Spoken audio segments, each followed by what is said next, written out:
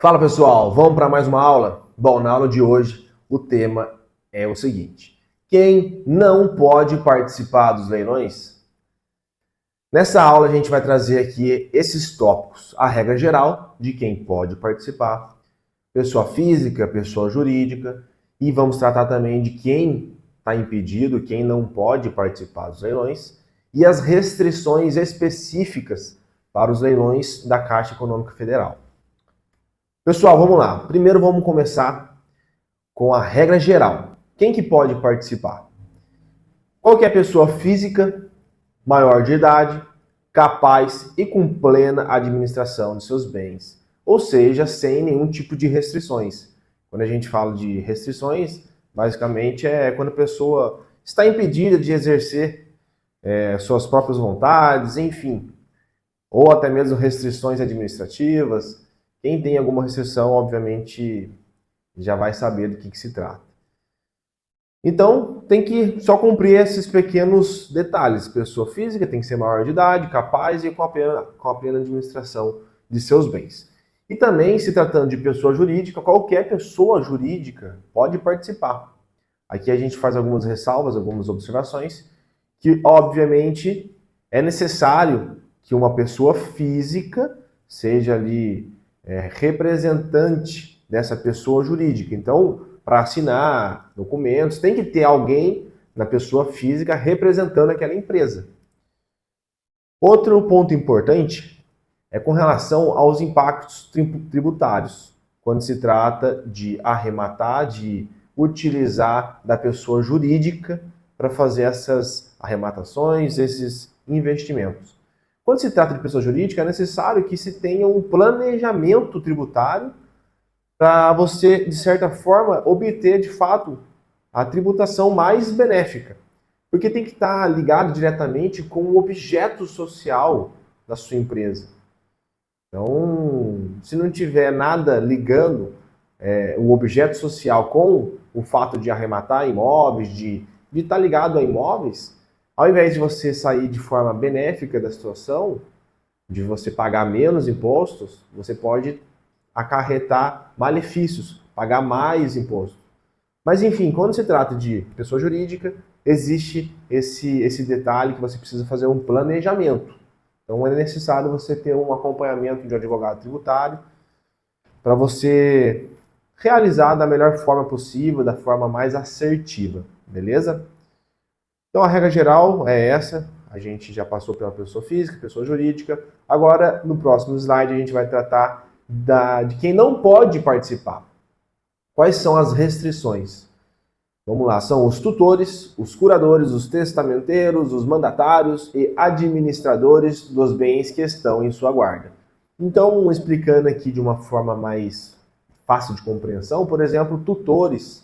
A pessoa está responsável por cuidar do bem, e se ela, porventura, não realizar aqueles cuidados da melhor forma possível, não administrar o bem de forma condizente, e aquele bem ir a leilão, por exemplo, por falha naquela administração do tutor, convenhamos que é injusto esse tutor participar desse leilão, porque o que levou o imóvel ou o bem ao leilão foi a má administração desse tutor. Então, por óbvio, é restrito, a lei proíbe esses tutores participarem desses leilões.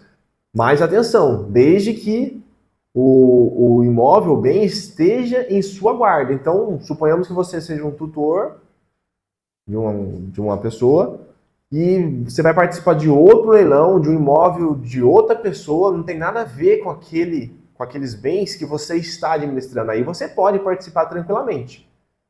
Você só não pode participar do leilão que você estava administrando os bens, você era o tutor daquela pessoa, e por falha na administração, aquele bem foi a leilão. Aí você está restrito.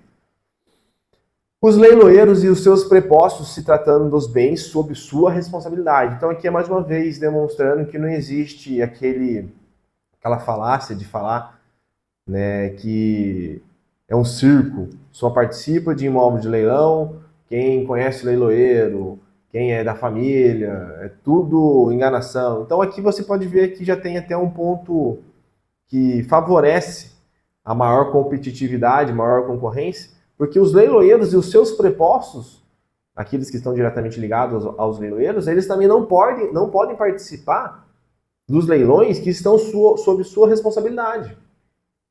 Então aqui inibe que as pessoas sejam favorecidas.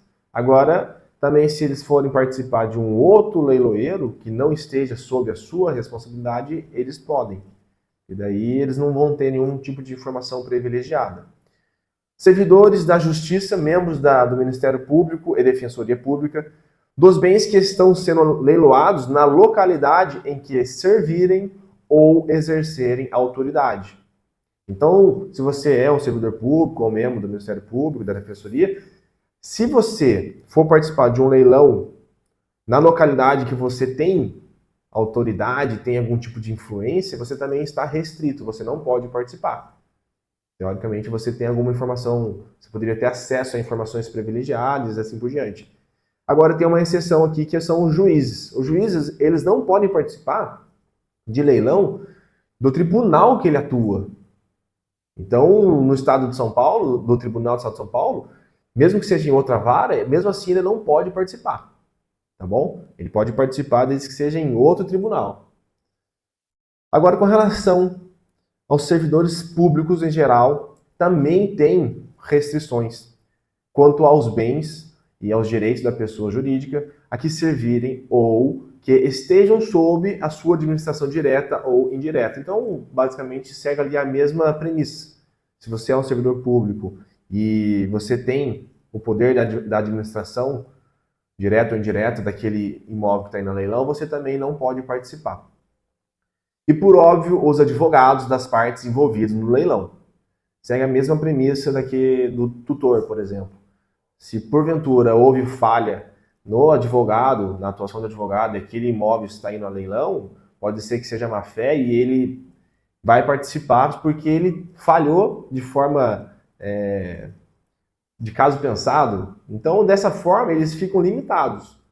Os advogados das partes envolvidas naquele respectivo leilão, eles não podem participar justamente para mitigar, para não ter esse risco de má fé.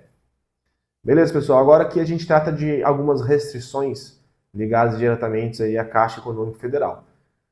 Tem algumas restrições específicas que pessoas não podem participar, sejam elas os empregados vinculados à Superintendência Nacional da Infraestrutura e de Patrimônio e à Superintendência Nacional de Rede Negocial e Executiva de Habitação.